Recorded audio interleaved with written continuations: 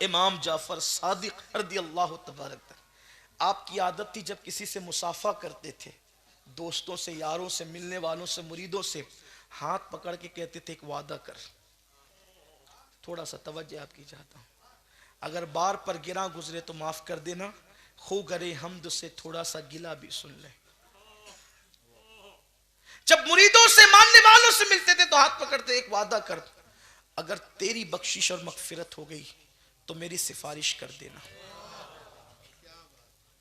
کس کو؟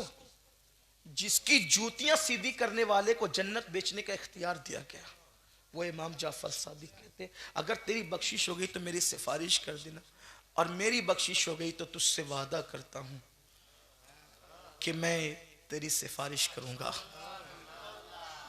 لوگ کہتے تھے امام آپ تو آل نبی سید ہیں، آپ تو اولاد رسول ہیں۔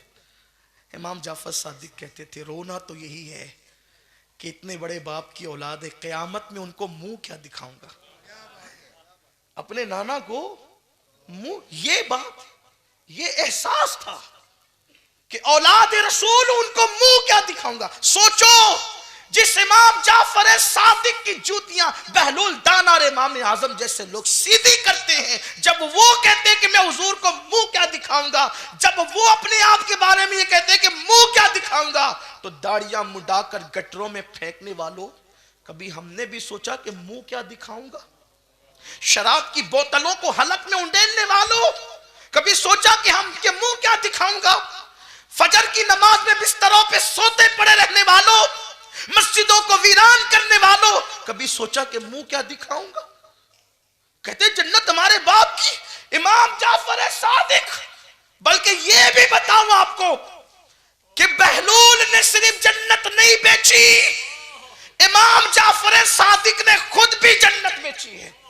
ایک مرتبہ پڑوسی کا گھر بک رہا تھا اور آپ حج کو جانے والے تھے، پڑوسی نے آگے کہا کہ امام میں اپنا گھر بیچنا چاہتا ہوں، کہا بیچ دے، کہا قیمت کیا، کہا جنت میں محل دوں گا، جنت میں محل دوں گا، کہا حضرت لکھ کر دے دے، لکھ کر دے دیا کہ جنت میں محل دوں گا، اور پھر چلے گئے حج کو۔ خدا کا کرنا حج سے آنے سے پہلے اس کا انتقال ہو گیا، انتقال ہو گیا اس کا۔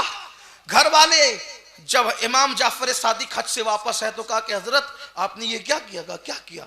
کہا کہ آپ نے کہا جنت میں محل دوں گا اور ہمارا گھر لے لیا، وہ واپس کریں آپ۔ فرمایا کہ میں نے خریدا تم سے تھوڑی تھا، جس سے خریدا تھا اس کو مل گیا۔ کہا اس کا ثبوت کیا ہے؟ کہا اسی سے جا کے پوچھ لو، اسی سے جا کے پوچھ لو۔ جب گئے نا، جب گئے کیونکہ اس نے وصیت کی تھی نا، یہ یقین تھا اس کو، جو امام جعفر صادق نے لکھ کے دیا تھا جنت کا محل، اس نے کہا تھا کہ یہ میرے کفن میں رکھ دینا۔ گھر والوں نے کفن میں رکھ دیا، بات میں نیت خراب ہوگی تو کہا حج سے آنے کے بعد کہا ہمارا گھر واپس کرو، کہا اس سے جا کر کے پوچھو۔ جب اس کی قبر پہ گئے تو وہی رکا، وہی کاغذ جس پہ امام جعفر صادق نے لکھ کے دیا تھا جنت میں محل دوں گا، اس کی پشت پر تحریر ملی، وہ مل گیا، اس کی پشت پر تحریر وہ مل گیا۔ جو جنت دوسروں کو دے سکتا ہو، اس کے دل میں خوف خدا کا یہ حال ہے، اس کی خشیت ربانی۔ اور ہمارے یہاں تو نہ داڑھی رکھنے کا شوق ہے، نہ نماز پڑھنے کا شوق ہے، نہ عبادت کرنے کا شوق ہے، اور غرور یہ ہے۔ مجموع الزوائد کی روایت، اللہ کے رسول علیہ السلام نے فرمایا جو اپنے آپ کو قطعی اور یقینی جنتی سمجھے، میں محمد اعلان کرتا ہوں کہ وہ جہنم میں جائے گا۔ یہ بات ہے۔ افسوس فجر کی نماز کتنے لوگ پڑھتے ہیں؟ مسلمانوں کا 5% حصہ بھی فجر نہیں پڑھتا، الا ماشاءاللہ۔ مسجد ویران بعض دیہاتوں کا حال تو یہ ہے یار کہ امام انتظار کرتا ہے کہ 2-4 لوگ آ جائیں تو میں جماعت کر لوں۔ مسجد تو بنا لی شب بھر میں ایمان کی حرارت والوں نے، من اپنا پرانا پاپی ہے برسوں میں نمازی بن نہ سکا۔ یہ دادا باپو جیسے اللہ والے لوگ دیہاتوں میں نیکی کے کام کے نام پہ مسجدیں تو بنا دیتے ہیں، ہے نا، لیکن کیا ہم اسے آباد بھی کرتے ہیں؟ کیا منہ دکھائیں گے حضور کو، اللہ کے رسول کو کیا منہ لے کر جائیں گے؟ پیر نصیر الدین نصیر تو یہ کہتے ہیں شرم سیاں سے نہیں سامنے جایا جاتا، شرم اسیاں سے نہیں سامنے جایا جاتا، یہ بھی کیا کم ہے تیرے شہر میں آئے ہوئے جو جیتے جی حضور کے سنہری جالیوں کے سامنے جانے کی ہمت نہیں کرتے۔ اللہ والے، اللہ کے ولی، برگزیدہ بندے، مجھے تو حیرت ہے، سرکار غوث پاک کی زندگی میں نے دیکھی کتاب کے اندر تو مجھے حیرت ہوئی۔ غوث پاک جب حضور کی جالیوں کے پاس پہنچے تو ایک سیکنڈ بھی نہیں رکے، اتنا کہتے ہوئے آگے بڑھ گئے، حضور آپ پر سلام ہو اور اللہ سے کہ اللہ ان کے صدقے میری مغفرت کر دے، اتنا کہہ کے آگے بڑھ گئے۔ کسی نے کہا عبد القادر آپ رکے کیوں نہیں؟